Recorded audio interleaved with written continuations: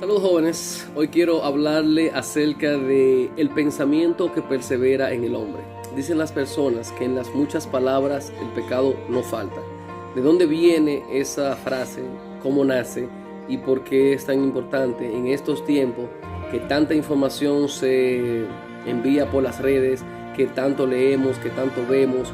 ¿Cómo nosotros determinamos de lo que está lleno el corazón de una persona? No tienen que pasar 15 minutos. Fíjate en lo que habla y sabrá lo que está lleno en su corazón. Si te habla de carros, de música, de Dios, de las personas, de la familia, del coronavirus, ¿de qué está hablando la persona? Y te dirá de qué está lleno su corazón. Y más aún, si lo que rige a esa persona, si los valores por el cual toma decisiones están basados en principios que sean correctamente morales. Todo esto nace desde hace mucho tiempo, no es desde ahora. De hecho, dicen los especialistas, ya maestrantes y personal de administración y los que estudian el comportamiento humano, que el hombre, si lo dejan solo o está acompañado, sus pensamientos tienen una tendencia al mal, es algo que merece la atención. ¿Cómo puede ser filtrado? ¿Cómo puede ser sanado? Y la palabra sanado, dirán algunos, pues quiere decir que los pensamientos que perseveran en el hombre están enfermos. Pues posiblemente, quien dijo eso fue Dios. Y lo dijo en el libro de los comienzos, en Génesis, específicamente en su capítulo 6, 8. Dios dice que no contenderá él jamás con el hombre, que de continuo el pensamiento que persevera en los designios del corazón del hombre es el mal. Que el hombre en un día promedio tiene 60,000 pensamientos, de los cuales el 99% son negativos.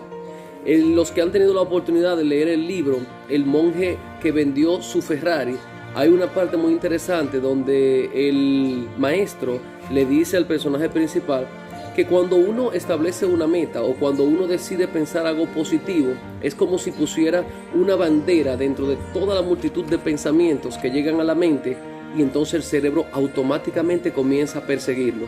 Porque cuando el cerebro no tiene una meta específica, él se dedica a pensar el mal. Cuando el hombre está de ocio, es peligroso porque su camino tiene una tendencia al mal. A más de esto, jóvenes, me encontré con otro pasaje muy interesante y dice que tal es el pensamiento del hombre, tal es él. Y eso no sería algo extraño. De hecho, el pensamiento es lo que lleva al hombre a tomar decisiones. Luego me encontré en otro libro de un escritor bíblico hebreo llamado Santiago, que hace 1900 y algo de años, él escribió un libro o una carta. Y ese libro, en el capítulo 3, me gusta porque él dice que cómo es esto, que existe un elemento, un miembro dentro del cuerpo humano que es capaz de incendiar toda la creación. Ese miembro se jacta de muchas cosas. Este elemento, el cual es la lengua del ser humano, es capaz de inflamar aún la creación que Dios hizo. Y esa misma es capaz de bendecir al Dios y Padre, creador de todas las cosas, pero también es capaz de maldecir al hombre que fue creado a semejanza de Dios. Y el mismo libro se hace una pregunta: ¿cómo es esto? ¿Cómo el mismo elemento que puede bendecir puede maldecir? ¿Y cómo es esto que de una misma fuente pueda nacer un caudal de agua dulce y pueda también nacer un caudal de agua amarga? ¿Cómo es esto?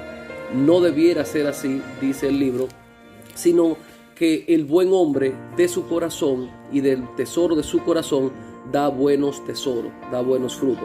Así el hombre malo de su mal corazón pues dará malos frutos. ¿Por qué el pensamiento del hombre, esta tendencia al mal, lo lleva a tomar decisiones incorrectas, aunque tenga mucho conocimiento? Me llevó a seguir investigando y también con la preocupación, después de Dios, de cuál sería la solución para que el hombre logre filtrar esos pensamientos que naturalmente tienen un camino hacia la perdición. Bueno, pues me encontré en otro libro llamado Romano, escrito por un señor llamado Pablo, el cual fue uno de los escritores más prolíferos que ha habido en todas las escrituras. Y él en el libro de Romanos, él llega a una conclusión y dice que él no quisiera pecar, pero que ocurre algo, que cuando ve el pecado, que la ley dice no matarás, no hurtarás, no codiciarás, el cuerpo con deseo de hacer eso lo hace. Y él dice, pero eso no es lo que yo quiero hacer. Entonces él se encuentra en una pregunta: ¿por qué yo hago el mal que no quiero y el bien que yo quiero, eso no hago? Y él se dio cuenta que es que el cuerpo humano sigue luchando con la ley espiritual que está en la mente. De tal manera que para que el hombre persevere en el bien, necesita un auxiliador, necesita de algún instrumento, de algo o alguien que le ayude a que sus pensamientos perseveren en el bien, de tal manera que lo mantenga en completa paz. Al final de ese capítulo 8 y 7, ustedes pueden buscarlo, el autor llega a la conclusión, y la conclusión es esta: gracias al Dios y Padre Celestial por Jesucristo, el cual me libra de este cuerpo de pecado, el cual me libra de pensamientos que luchan para sobreponerse sobre el pensamiento espiritual, pero que viven una lucha constante con la ley de la muerte, la ley del pecado. De tal manera que identificarla es el primer paso hacia la solución. Un proverbio del hombre más sabio que ha existido en la historia, según se tiene registros, llamado Salomón. Y él dice que el hombre que logra refrenar su lengua es hombre prudente. Para uno no tener esta tendencia hacia el mal, lo primero es refrenar lo que uno habla, la lengua. Refrenarla de tal manera que haya menos probabilidades de que tú cometas ofensa, pecado contra los demás, contra un hermano, aún contra Dios. Y este es el primer indicio de la solución de cómo el hombre puede controlar y erradicar esa tendencia al mal que tiene naturalmente. Lo que está lleno el corazón, o en otras palabras, de la abundancia del corazón, habla la boca. Es tratar de llenar tu corazón de palabras que sean de bendición, porque naturalmente tú no tienes palabras de bendición, sino que necesitas de alguien que te la ofrezca. Y esas palabras tienen que tener unas características. Primero, tienen que ser eternas, que ser verdaderas, fieles y confiables. Tú y yo no tenemos ese tipo de poder, de hecho no tenemos esas palabras, sino que tenemos que buscarla en otra fuente, Jesucristo. Jesucristo es el único que tiene palabras de vida eterna, y aunque estés muerto, sus palabras que te han limpiado de esa vana manera de pensar, te resucitarán en el tiempo postrero. Esa palabra te curará y te dará bendiciones mientras tenga vidas aquí, y tendrás también vida eterna luego de pasar de este mundo.